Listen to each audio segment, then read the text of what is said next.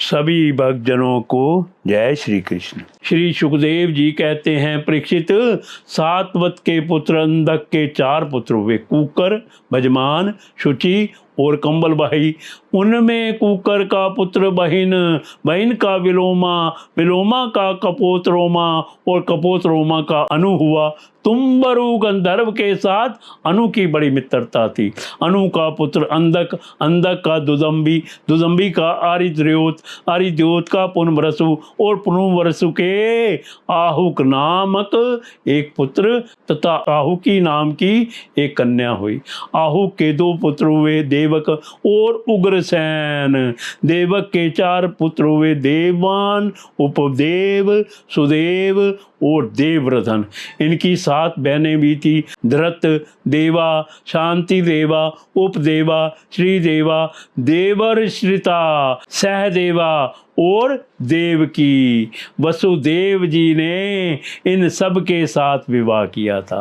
उग्रसेन के 9 लड़के थे, कंस, सुनामा, नैग्रोध, कंक, शंकु, सुहु, राष्ट्रपाल, सृष्टि और तुष्टिमान। उग्रसेन के 5 कन्याएं भी थी, कंसा, कंसवती, कंका, शुरभु और राष्ट्रपालिका। इनका विवाह देवभाग आदि वसुदेव जी के छोटे भाइयों से हुआ था। चित्ररथ के पुत्र विदुर्थ से शूर, शूर से भजमान, भजमान से शनि, शनि से स्वयंभोज और स्वयंभोज से हदीक हुए। हदीक से 3 पुत्र हुए, देवबाहु, शतधन्वा और कृतवर्मा। देवमीड़ के पुत्र शूर की पत्नी का नाम था मारिशा। उन्होंने उसके गर्भ से 10 निष्पाप पुत्र उत्पन्न किए। वसुदेव, देवभाग, देवश्रवा, आनक, संजय, श्यामक, कंक, शमीक, वत्सक और वृक, ये सब के सब बड़े पुण्यात्मा थे। वसुदेव जी के जन्म के समय देवताओं के नगाड़े और नौबत स्वयं ही बजने लगे थे। अतः वे आनक दुंदुभी भी कहलाए। वे ही भगवान श्री कृष्ण के पिता हुए। वसुदेव आदि की 5 बहनें भी थी, प्रथा, कुंती, श्रुतदेवा, श्रुतकीर्ति, श्रुतश्रवा और राजाधिदेवी। वसुदेव के पिता शूरसेन के एक मित्र थे, कुंती भोज। कुंती भोज के कोई संतान ना थी, इसलिए शूरसेन ने उन्हें प्रथा नाम की अपनी सबसे बड़ी कन्या गोद में दे दी। प्रथा ने दुर्वासा ऋषि को प्रसन्न करके उनसे देवताओं को बुलाने की विद्या सीख ली। एक दिन उस विद्या के प्रभाव की परीक्षा लेने के लिए प्रथा ने परम पवित्र भगवान सूर्य का आह्वान किया। उसी समय भगवान सूर्य वहां आ पहुंचे। उन्हें देखकर कुंती का हृदय विस्मय से भर गया। उसने कहा, भगवान मुझे क्षमा कीजिए, मैंने तो परीक्षा करने के लिए ही इस विद्या का प्रयोग किया था। अब आप पधार सकते हैं।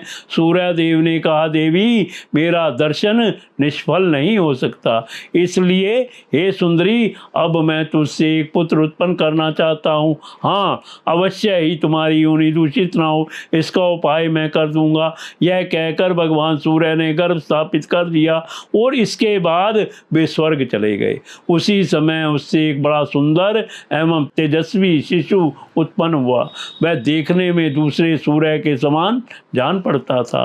प्रथा लोक निंदा से डर गई, इसलिए उसने बड़े दुख से उस बालक को नदी के जल में छोड़ दिया। परीक्षित, उसी प्रथा का विवाह तुम्हारे परदादा पांडु से हुआ था, जो वास्तव में बड़े सच्चे वीर थे। परीक्षित, प्रथा की छोटी बहन श्रुतदेवा का विवाह करुष देश के अधिपति वृद शर्मा से हुआ था। उसके गर्भ से दंतवक्त्र का जन्म हुआ। यह वही दंतवक्त्र हैं जो पूर्व जन्म में सनकादि ऋषियों के श्राप से हिरण्याक्ष हुआ था। कैकेयी देश के राजा दृष्टकेतु ने श्रुतकीर्ति से विवाह विवाह किया था उससे संतद्रन आदि 5 के कई राजकुमार हुए। राजा अधिदेवी का विवाह जयसेन से हुआ था। उसके 2 पुत्र हुए, बिंद और अनुबिंद। वे दोनों ही अवंती के राजा हुए। चैदिराज दमघोष ने श्रुतश्रवा का पाणी ग्रहण किया। उसका पुत्र था शिशुपाल, जिसका वर्णन मैं पहले 7वें स्कंद में कर चुका हूँ।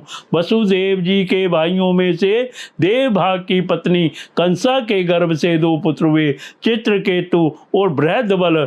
देवश्रवा की पत्नी कंसवती से सुवीर और इशुमान नामक के 2 पुत्र हुए। आनक की पत्नी कंका के गर्भ से भी 2 पुत्र हुए, सत्यजीत और पुरजित। सुंजय ने अपनी पत्नी राष्ट्रपालिका के गर्भ से वृष और द्रुमशरण आदि कई पुत्र उत्पन्न किए। इसी प्रकार श्यामक ने शूरभूमि शुरभु नाम की पत्नी से हरिकेश और हिरण्याक्ष नामक 2 पुत्र उत्पन्न किए। मिश्र केशी अप्सरा के गर्भ से वत्सक के भी वृक आदि कई पुत्र हुए।